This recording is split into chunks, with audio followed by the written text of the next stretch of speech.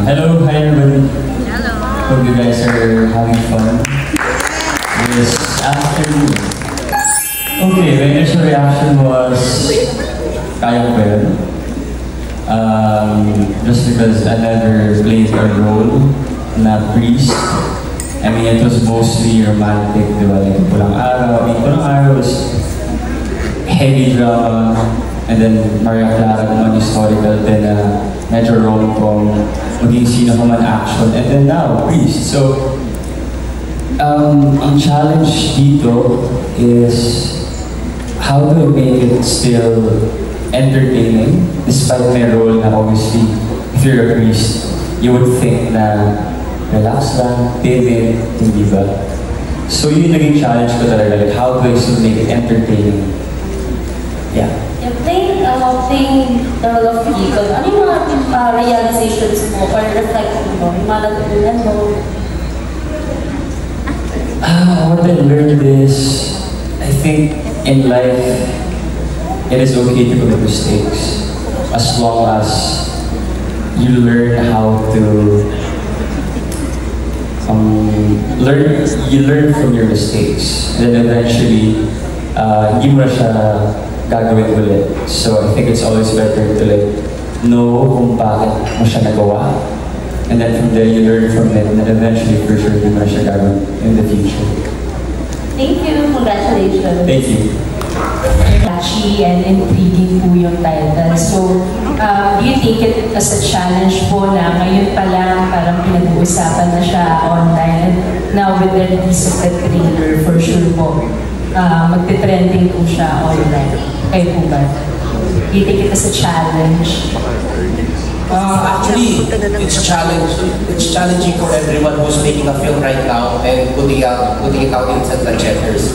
So, as much as we can, sana supportahan natin. And with your help, ang tawag dito, sana, kasi industry natin to, buhay natin to eh. So, it's always challenging to make a film. So, and nakakabilib yung nag-produce pa at this point. And something like this, na actually edgy siya, pero when you watch it, nakakatawa, kasi daming moral lesson. It's for the family actually. So, yun, with your support, sana panoorin natin lahat ito. And, di ba, I'm hearing some films are making good ngayon sa box office eh. I hope, tuloy natin yun. Kasi sabi nga, there's a study sa States na sabi, gusto manood ng mga audience, ng mga tao. But they're looking for more interesting content, more interesting films. It's yun. Ito, GMA's, may track record na gumagawa na sila ng gano'n. So ito, this is an example. Nakita niyo naman trailer, maganda, interesting, nadudog lahat eh. Ang ginastusan yung cast, ginastusan yung set, ginastusan yung pinagpaguran, ginastusan. So, please support.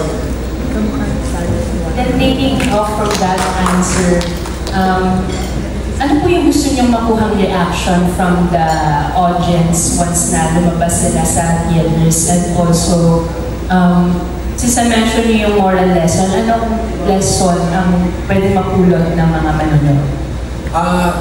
Very basic to eh, parang people can always start somewhere.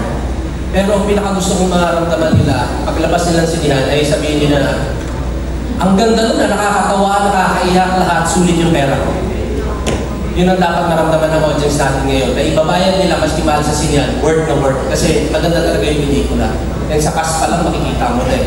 This is the type of films na dapat panoorin nyo sa sinihan.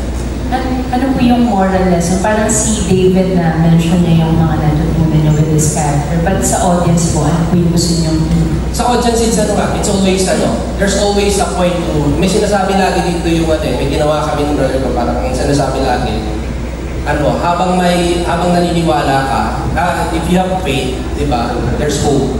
And kung naniniwala ka, there's always a chance to start. Yun, mapapanood yun, and it's very pointed dun sa kalabas. And yun yan, it's not only a comedy, marami kang mapupulot dito, pero grabe rin yung comedy, nakita nyo sa trailer. Thank you, Direk. Thank you. Maraming salamat, Ms. Isig Gracious from Manila. Yes, hello po sa inyo lahat. Good afternoon po. Ako dito si Mila. Siyempre, ang tawag ng bayan sa kanya, tukso ng bayan. Yun ang tawag sa kanya. At isa rin ako sa talagang taga Santo Cristo na magdududa kay Reverend Sam tungkol sa gusto niyang gawing misyon. So ngayon, dahil natukso ko ng bayan, malalaman natin dito kung ako ba yung tutulong sa misyon ni Reverend Sam o ako yung tutulong para maging miyembro si Reverend Sam sa mga makasalanan. Yun po. Ayun, nakita po natin sa trailer kanina na medyo pa-sexy po yung role nyo. So whenever po ba you receive offers na ganun po na sexy, lagi po ba kayong game or mas may hesitation po minsan? Actually, nung ginawa ko ito, may hesitation talaga na ako eh. Lalo na kay, sobrang seryoso kasi David eh. Oh. Hindi, siguro, kaya ko lang naman tinanggap ko. Because number one, maganda yung story. Nakakatuwa siya, sobra. May mapupulot talagang aral dito. So, nagbabasa din talaga kami now. Doon sa, kapag may sexy na part, kung talagang maganda yung pelikula. So, medyo pinipili na natin po sa ngayon. Naging mahirap po ba sa inyo yung pag-shift po from Pulang Araw na character to this one? Sa totoo lang, nung time kasi nung Pulang Araw, sobrang bigat niya eh. So, nung dumating sa akin, itong Samahan ng Mga Makasalanan, actually, parang, alam mo, refreshing siya for me. Parang yun yung way para medyo bumitaw muna ako doon sa ano. Kasi sobrang bigat niya, to the point na kailangan ko ng hingaan. At itong Samahan ng Mga Makasalanan, siguro maganda rin kasi yung bonding namin mga cast doon. Sobrang gaan lang din. So, may iba yung bonding kasi namin doon. So, naka-help siya sa akin. So, hindi siya masyado naging challenge for me kasi in-enjoy ko din siya. Yun lang po. Thank you so much. Thank you. Thank you very much, Ms. Jessica Canigista. Kaya hindi lang kami. Siyempre, yung unang consideration mo yung strength of the story mo. Kailangan mahalaga kasi yun ang material mo. Kung anong material mo, doon ako ng debate. Tapos yung mga katrabaho mo, kita mo ganda-ganda, kahit makasalanan sila. Pero siyempre, kami ni Direk, katrabaho namin sa very successful critical and commercial success of Global Kid. So, anyways, nakakamiss ang theater release. No? Gusto kong ma-experience ulit. Itong panahon namin, mga pelikula talagang binibilaan, mga box office, at tapos yung experience of watching in the mass na marami kayo, yun nakakamiss dahil natin sa mga streaming. Pero ito, napakalaki ng story ni Direk. He is the writer and he's the director, and with a very good-looking cast. And of course, we're hoping that it will be a commercial and critical success. Ano kasi ito eh, parang socio-political satire. Kung may gusto kang mensahe na ibigay, one of the biggest and most effective means is through comedy. You laugh because you relate. You laugh because alam mo, totoo. And that makes a really good comedy. And at the same time, you go home and say, tama. And also, believe in second chances. Huwag tayong wala ng pag-asa. Kasi may solusyon naman. Kung gugustuhin natin. Thank you po. Sino po yan, Lord?